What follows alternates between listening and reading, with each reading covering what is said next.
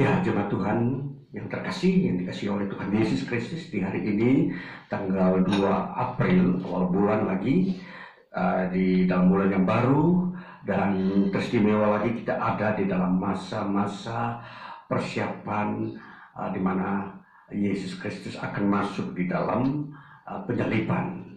Ya, jadi ini sebuah hari gereja bulan April adalah hari istimewa bagi kita umat Tuhan, bahwa kita selalu merayakan hari-hari penderitaan Kristus, bahkan sampai kepada penyalibannya nanti minggu depan tanggal 7 April. Ya, baik, kita akan membuka firman Tuhan dari kitab 2 Petrus pasal yang pertama.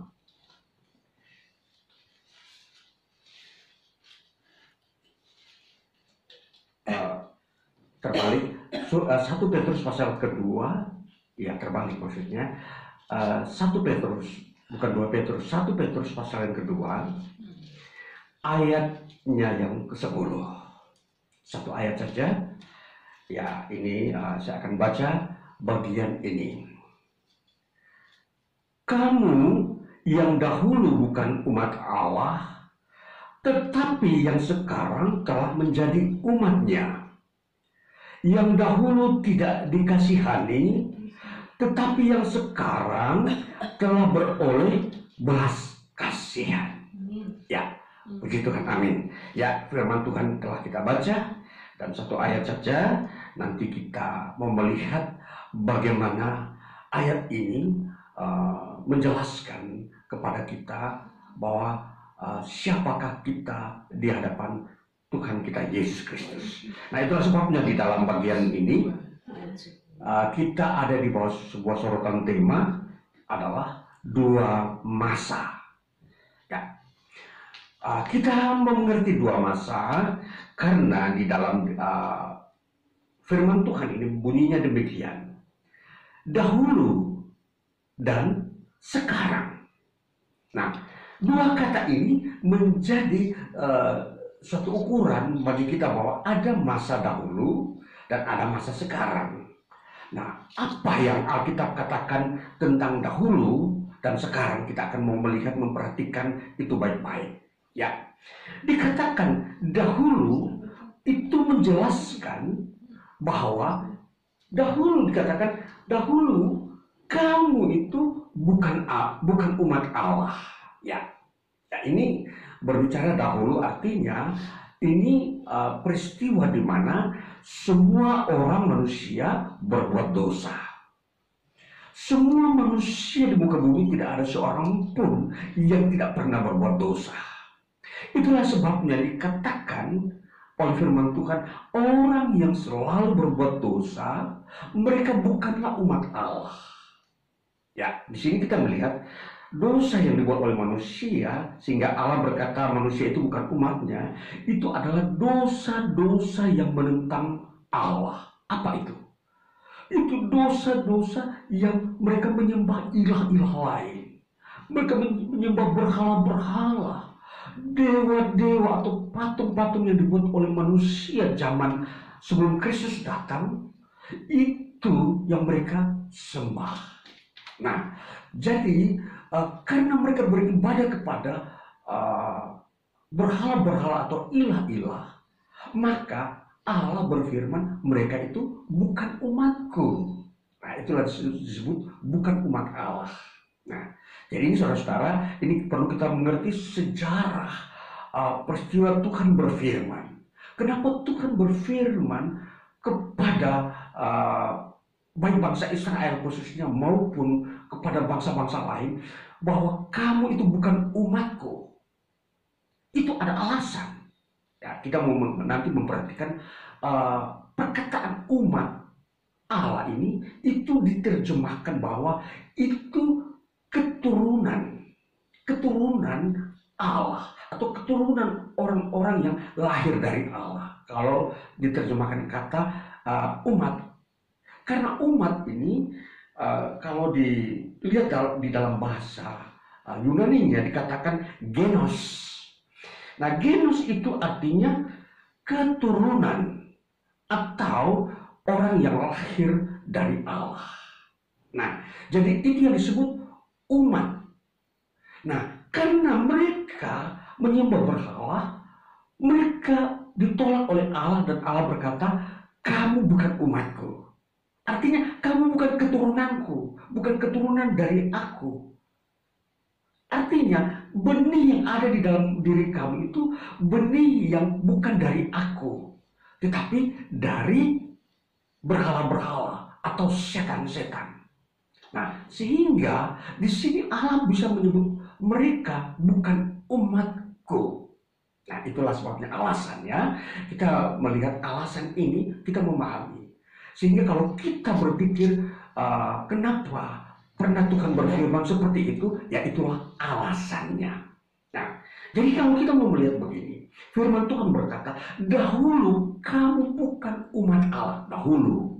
Nah, jadi kembali kita mau memperhatikan ketika Tuhan Yesus datang ke muka bumi, maka pada saat itulah mulai Allah berfirman, sekarang kamu umatku. Nah, itu sebabnya kenapa ketika Tuhan Yesus datang, Allah mulai berfirman, sekarang kamu umatku. Karena Yesus Kristus itu datang untuk memulihkan manusia atau orang Israel supaya mereka keluar dari penyembahan berhala, keluar dan tidak lagi berbuat dosa. Itulah sebabnya demikian, sekarang kamu umatku, kata Tuhan. Nah, jadi kita memperhatikan disinilah kita memahami firman Tuhan, khususnya di dalam hari ini, minggu pertama di dalam bulan April ini, kita sedang masuk dalam hari-hari masa persiapan Yesus Kristus disalibkan. Nanti tentunya pada tanggal 7 April peristiwanya, dan kemudian di situ langsung Yesus Kristus mati pada hari tanggal maksudnya kebangkitan pada hari Minggu itu, hari Jumat itu mati ya. Ya ini penjelasannya seperti itu. Nah, jadi bahwa kematian Yesus Kristus dalam peristiwa sejarahnya itulah yang membuat peristiwa waktu sekarang itu tiba. Jadi waktu dahulu itu diganti dengan sekarang. Jadi dahulu manusia ini semua terjebak dalam penyembahan berhala, berbuat dosa. Kalau kita baca dalam kitab Yehezkel, umat Israel disebut kaum pemberontak, kaum yang suka menyembah berhala. Itu sebenarnya, kalau istilah pemberontak itu, mereka tidak mau diatur oleh Tuhan bahwa kamu harus menyembah Tuhan, tetapi mereka bilang kami tidak mau, kami lebih suka menyembah berhala. Itulah maksudnya kaum pemberontak. Nah, jadi disinilah titik yang paling terang untuk kita mengetahui bahwa penyembahan berhala sudah dihapuskan oleh Kristus Yesus. Kristus Yesus mengampuni dosa-dosa kita yang masa dulu.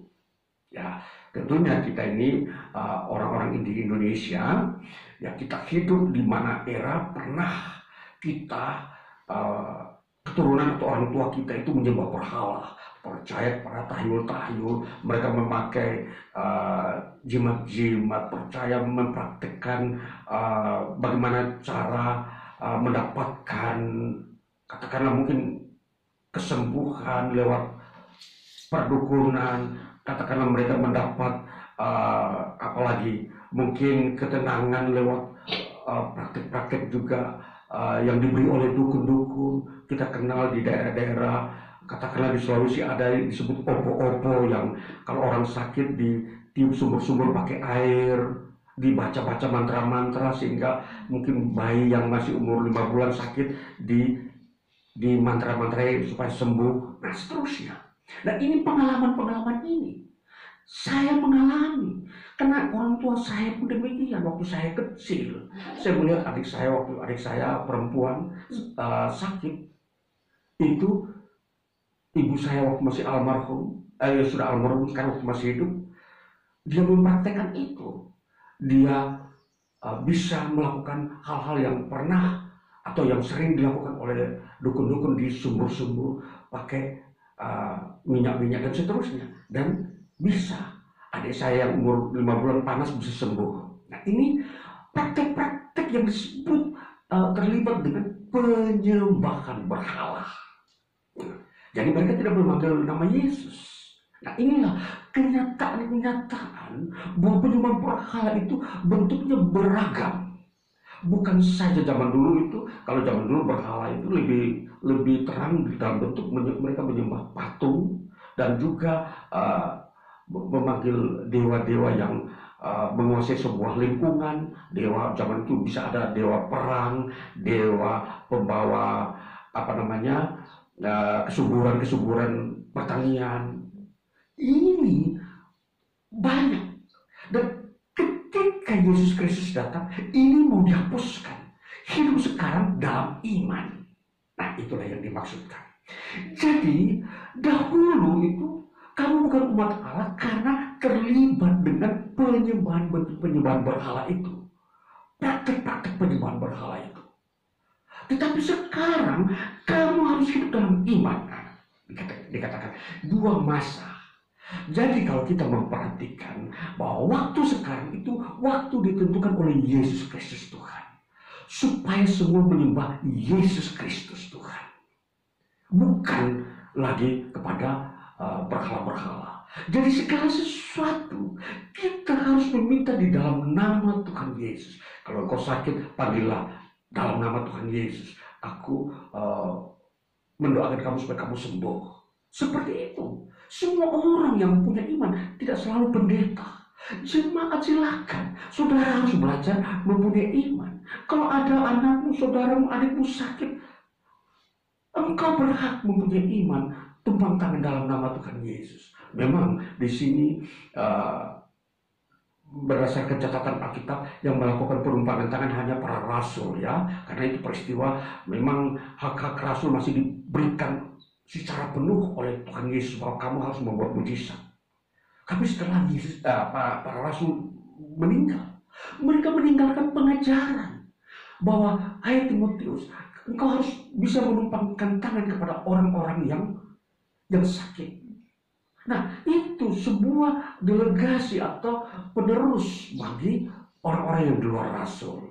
Karena Timotius bukanlah rasul, dia adalah murid-murid rasul, orang-orang yang mau belajar tentang Alkitab. Nah, saudara, jadi inilah sebabnya dikatakan ketika kamu menjadi umat Allah, kamu juga dapat melakukan apa yang para rasul lakukan. Ya, ini kita harus mengangkat derajat iman. Bukan mengangkat derajat status. Kalau rasul itu status, mereka profesinya diangkat oleh Yesus Kristus supaya kamu menjadi rasul, menjadi orang mula-mula yang memproklamirkan Injil ke seluruh dunia. Itu rasul-rasul. Tetapi setelah rasul-rasul mati, iman itu yang diangkat. Karena jabatan rasul sudah habis. Batas hanya 12 rasul itu, Paulus pengganti Yudas. Itu 12 hanya batas di zaman itu. Tidak ada lagi rasul berikutnya. Yang ada hanyalah penginjil, gembala, dan guru. Nah, ini 3 jabatan pengganti rasul. Mereka inilah yang juga mengajarkan iman kepada jemaat-jemaat supaya mereka menjadi pendeta. Mereka menjadi guru-guru yang mengajarkan Alkitab kepada orang-orang percaya lainnya. Jadi praktek-praktek iman sebagai umat Allah itu kita meniru dari apa yang para rasul lakukan. Jadi kamu sekarang umat Allah karena percaya kepada Yesus Kristus. Dikatakan ayat yang ke-7 pasal 2 ayat ke-7 dikatakan begini, karena itu bagi kamu yang percaya ia mahal. Yesus itu yang dikatakan sebagai batu penjuru itu adalah mahal. Nah ini kalau kita memperhatikan umat Allah itu adalah umat yang mahal, bukan murahan.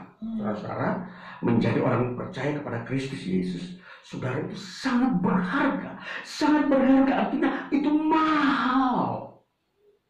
Tidak bisa ditukar dengan berapapun uang di dunia ini. Berapapun kekayaan manusia di bumi ini berapa?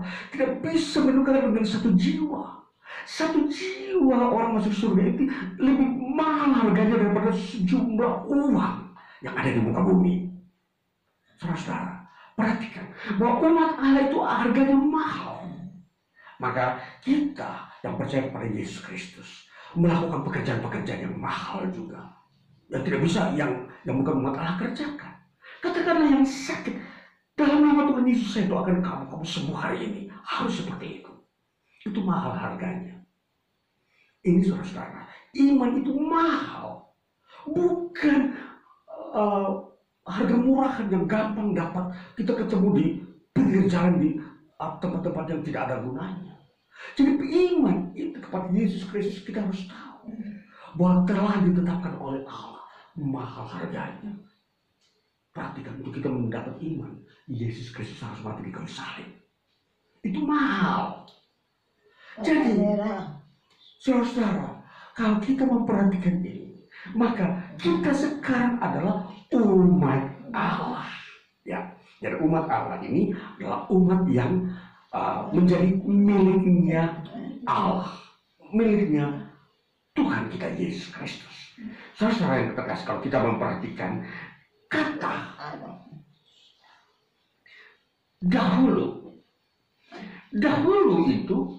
itu mempunyai makna yang kata Yunaninya memang kata pote.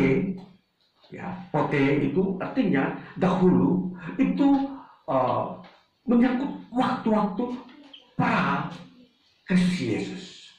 Jadi masa sebelum Yesus Kristus datang itu disebut masa dahulu. Nah, apa maknanya bagi kita? Maknanya bagi kita juga zaman sekarang. Sebelum kita terima Yesus, percaya kepada Yesus Kristus, itu disebut masa dahulu.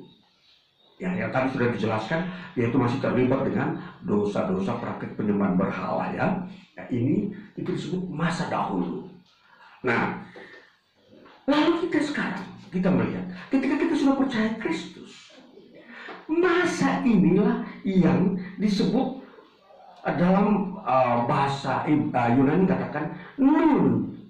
Nun itu kalau diterjemahkan, itu artinya bukan saja sekarang, tetapi yang benar. Ya, jadi kata nun itu sekarang itu diterjemahkan ada dua makna, sekarang atau yang benar. Makanya di dalam penulisan Alkitab, orang yang hidup di dalam iman Kristen itu hidup dalam sekarang, dan mereka adalah hidup dalam waktu yang benar. Mereka disebut orang yang benar. Saudara, kita perhatikan, kita menganalisa Alkitab seperti ini untuk membuka wawasan kita bahwa makna kata-kata di dalam Alkitab, penggunaan kata ini mempunyai makna yang dalam dan luas. Sehingga kalau kita hidup dalam waktu sekarang, ya waktu di mana kita beriman kepada Yesus Kristus, itu disebut waktu yang benar, hidup yang benar. Nah, jadi di mata Allah kita hidup dianggap sebagai orang yang benar, tidak lagi bersalah. Ya, tentunya kita lihat karena kita sudah ditolong oleh Tuhan Yesus untuk keluar dari penyembahan berhala ya. Kita keluar dari semua praktek-praktek zaman nenek moyang kita, waktu zaman mereka belum mengenal Injil Yesus Kristus, mereka sering melakukannya. Nah, itulah sebabnya ya kalau kita memperhatikan bagian ini, maka kalau kita melihat waktu sekarang ini adalah waktu yang diperhitungkan oleh Tuhan. Nah, waktu yang diperhitungkan itu artinya waktu yang dipakai oleh Tuhan untuk memberkati. Inilah waktu yang dipakai untuk memberkati. Jadi saudara, waktu yang benar adalah waktu yang untuk Tuhan memberkati. Jadi waktu dahulu itu Tuhan tidak memberkati, Tuhan menghukum. Ya, itu sebabnya di dalam ayat berikutnya dikatakan begini. Yang dahulu tidak dikasihani, tetapi yang sekarang telah beroleh belas kasihan. Itu maksudnya. Jadi kalau kita mengukur waktu dahulu, waktu manusia masih menyembah berhala, mereka hidup tidak di bawah hukuman, tidak dikasihani, artinya dihukum. Nah ini ya saudara-saudara, sebentar-sebentar penyakit, sebentar-sebentar bencana, sebentar-sebentar krisis, sebentar-sebentar perang, sebentar-sebentar lagi banyak kesedihan-kesedihan yang melanda umat manusia karena tidak dikasihani, karena mereka tetap terus menyembah berhala. Kalau kita sudah membaca tadi dalam kitab Yehezkiel, mereka dibuang, mereka kena penyakit sampar, kelaparan, pedang, itu tidak dikasihani. Itulah sebab saudara, kita telah membaca kitab Nabi Yehezkiel, ya, kita melihat bagaimana kisah umat Israel dihukum oleh Tuhan sehingga mereka harus dibuang di tanah para penjajah. Mereka ditimpa penyakit sampar, mereka dilanda penyakit atau kekeringan dan peperangan. Ya.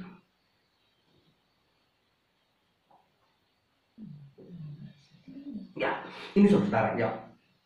Jadi kita memperhatikan. Menjadi umat Allah itu menjadi penegasan oleh Allah. Itu kita ada di dalam yang benar. Nah sekarang kita telah menjadi umat Allah. Kita harus memperhatikan bagaimana umat Allah ini kita bisa masuk ke dalam standarnya umat Allah. Kalau standarnya umat Allah, pertama, kita percaya kepada Tuhan Yesus Kristus. Kedua, kita harus mengaku dosa. Ketiga, kita melakukan perintahnya. Ini standarnya. Itu sebabnya ketika kita dulu, misalkan dulu kita sering menyembah berhala, percaya kepada kayu, itu dilepaskan menjadi kita percaya kepada firman-Nya. Dulu kita memanggil roh-roh nenek moyang, sekarang kita memanggil Tuhan Yesus. Ya, itulah anunya, standarnya. Dan lalu kita tentu jadi harapan Tuhan mengaku dosa, karena apa yang kita lakukan itu sebuah kesalahan. Nah, di sini standar-standarnya inilah yang kita temukan bahwa Alkitab firman Allah ini adalah standar, di dalamnya ada perintah Tuhan di dalamnya. Contoh salah satunya, inti daripada pengejaran Yesus Kristus yang ada di dalam bentuk sakramen. Yesus Kristus menetapkan dua sakramen yang diarahkan kepada Allah, kepada Tuhan. Pertama, sakramen baptisan. Kenapa baptisan itu ditampilkan sebagai sesuatu yang sakral, yang sakramen, yang ditetapkan oleh Allah, bahwa itu kita mengikuti perintah Allah. Karena di dalam baptisan itu memberikan simbol tanda bahwa Yesus Kristus mati, lalu dia bangkit. Itulah sebabnya, inilah sakramen baptisan inilah yang membawa kita mendekat kepada persekutuan dengan Kristus. Jadi baptisan itu adalah perintah Kristus. Kamu harus dibaptis setelah kamu percaya kepadaku, mengaku dosa. Nah, perintah ini harus dikerjakan. Baptisan itulah menjadi umat Allah. Jadi orang datang kepada Kristus Yesus tidak hanya datang dengan tangan kosong, ya aku percaya kepada Yesus Kristus, selesai. Belum. Kita harus lanjut kepada kita menyadarkan diri kita di hadapan Tuhan. Tuhan, aku orang berdosa. Aku tidak luput dari dosa. Di mana orang tua saya, nenek moyang saya, semua orang-orang yang pernah melakukan dosa penyembahan berhala. Dan itu membuat saya juga terjebak ikut mereka punya sikap-sikap hidup ini. Nah, seperti itulah pengakuannya. Lalu kemudian kita masuk di dalam ketetapan Kristus supaya menjadi umat Allah, kamu harus dibaptis. Nah, baptis inilah yang harus kita mengerti. Karena baptis inilah menjadi simbol kematian Yesus. Maka kita harus ditenggelamkan, baptis selam. Karena kata baptiso sendiri adalah kata Yunani yang berarti harus ditenggelamkan di air. Ini perintah dan ini hal yang utama. Iya. Kalau kamu ingin menjadi umat Allah, itu berarti kamu ingin dibangkitkan dari kematian dan masuk surga. Firman Tuhan berkata, Yesus bangkit dari kematiannya, lalu pergi ke surga. Dan umatnya harus seperti itu juga, pergi ke surga. Maka untuk sampai ke surga kita harus melalui jalannya Dia, yaitu dibaptis. Karena dikatakan firman Tuhan, baptisan adalah lambang daripada kita bersekutu dengan kematian dengan Yesus Kristus.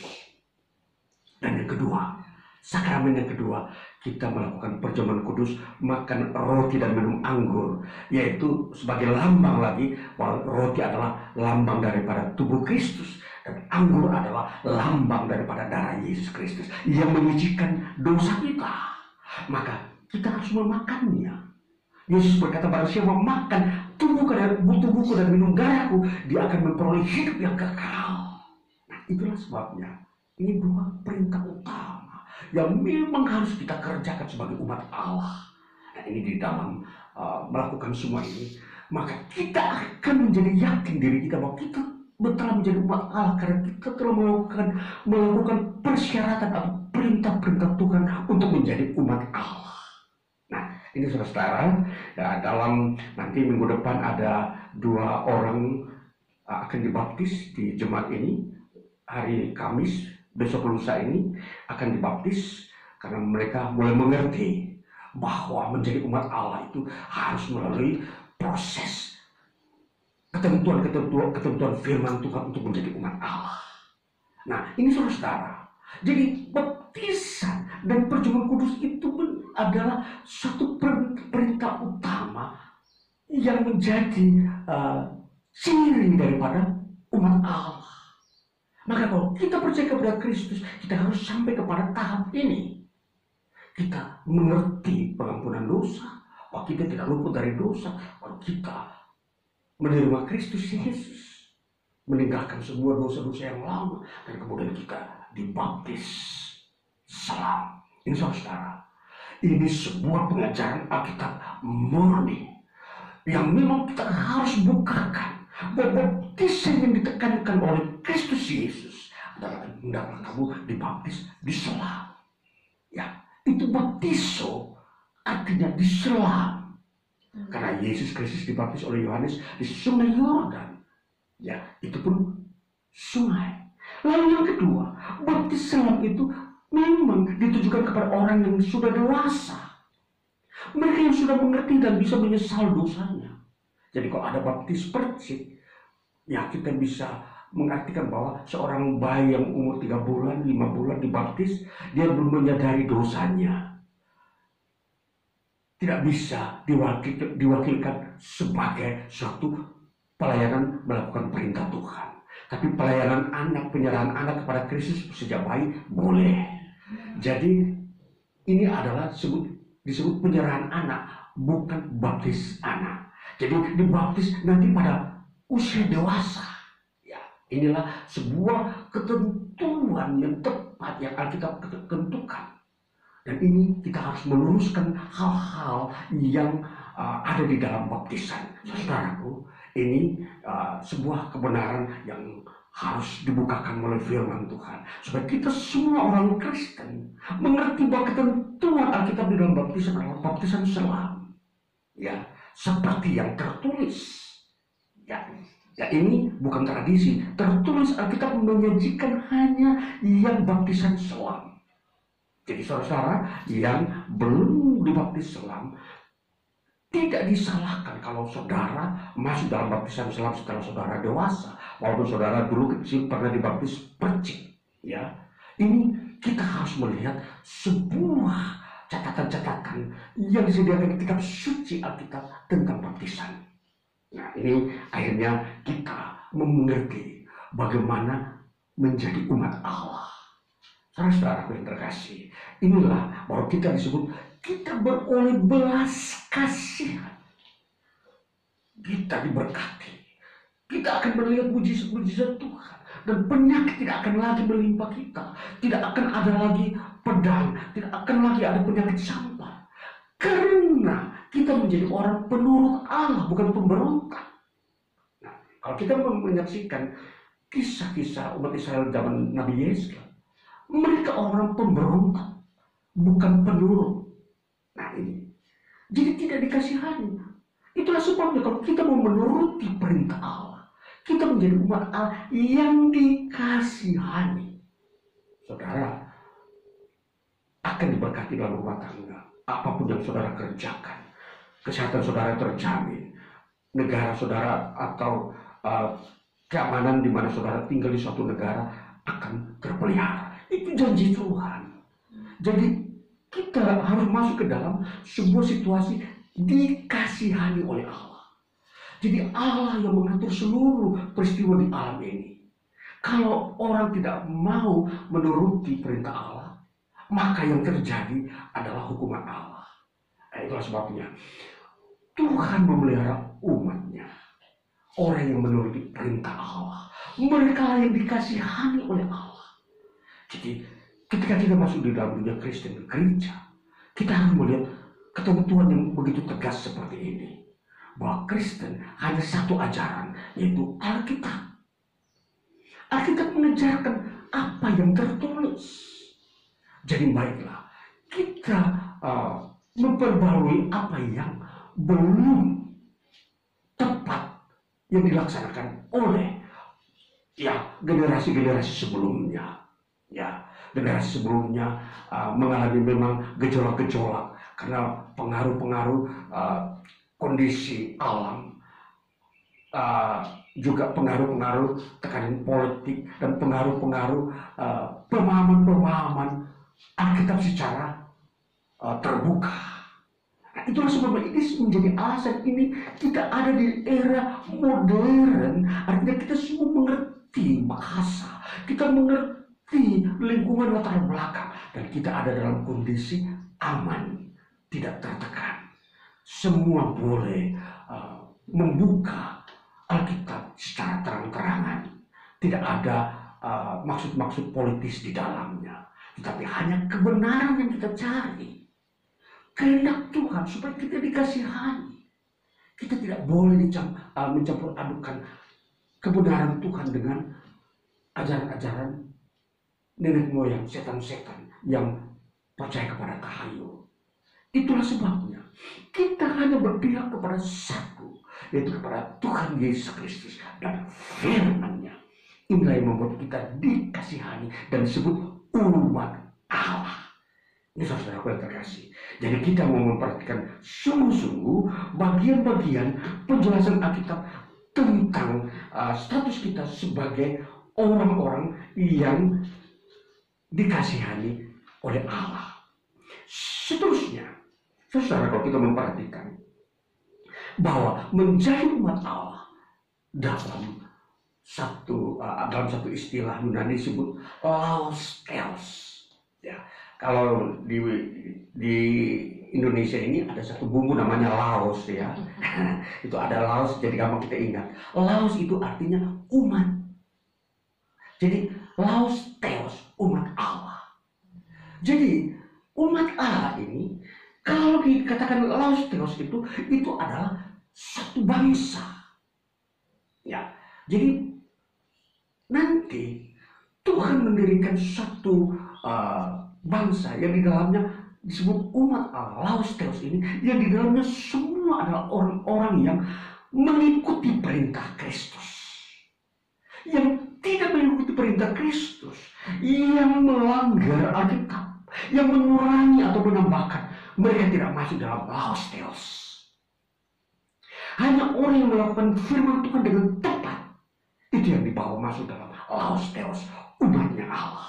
Saudara, perlu kita mengaku dosa kita, karena kita pernah menjadi orang Kristen tetapi melanggar Alkitab. Kita tidak melakukan apa yang Tuhan perintahkan. Ya, masih ada orang Kristen, sudah Kristen tapi masih pegang-pegang opo-opo jimat-jimat. Melanggar, lepaskan. Orang yang sudah Kristen tapi tidak pernah melakukan perjamuan kudus, melanggar.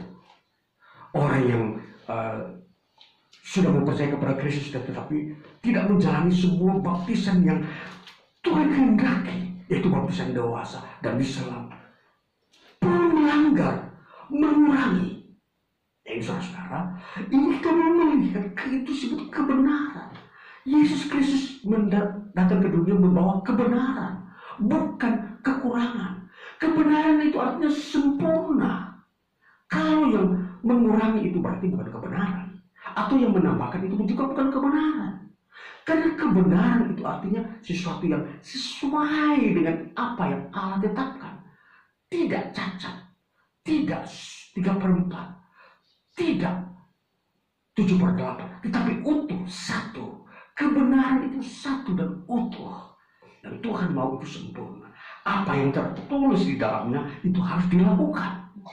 Nah, itulah sebabnya kita harus selalu semakin terbuka mendekat kepada Tuhan untuk menjadi umat Allah.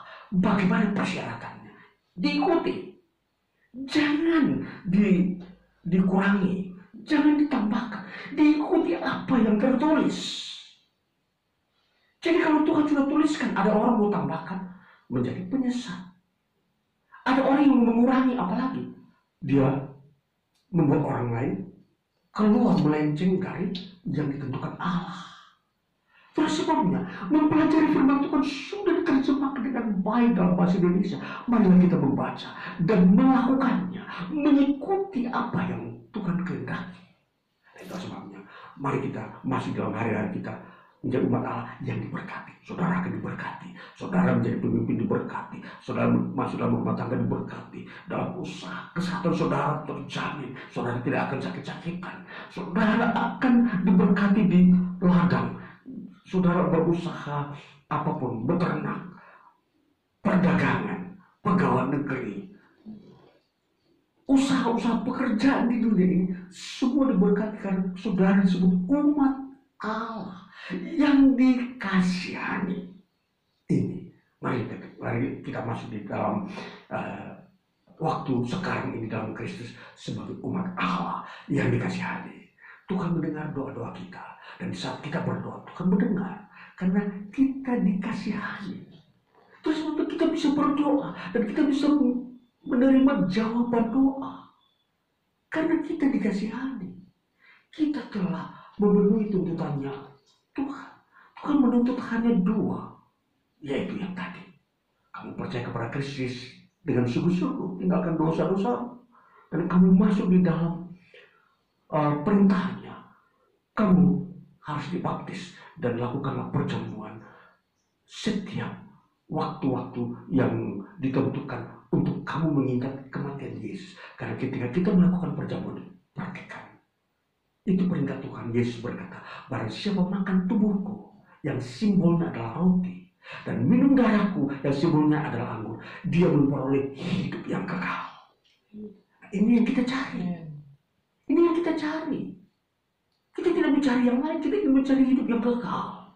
Dan kalau Tuhan Yesus sudah menampilkan bagaimana hidup yang kekal, tinggal kita jalani. Kenapa harus dikurangi? Kenapa tidak dijalani? Itulah sebabnya ini yang harus dikoreksi. Kita harus semakin mengingatkan sesama kita supaya mari berlomba-lomba masuk untuk mengejar hidup yang kekal. Masuk, jangan terbuai dengan pikiran-pikiran duniawi, pikiran-pikiran dulu yang memang bukan umat Allah.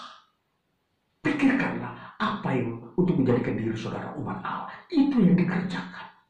Maka biar kita berbahagia, kita menjadi terang dan dipelihara oleh Tuhan di muka bumi ini. Ya, Tuhan Yesus memberkati kita di dalam hidup dan ibadah kita. Haleluya. Amin.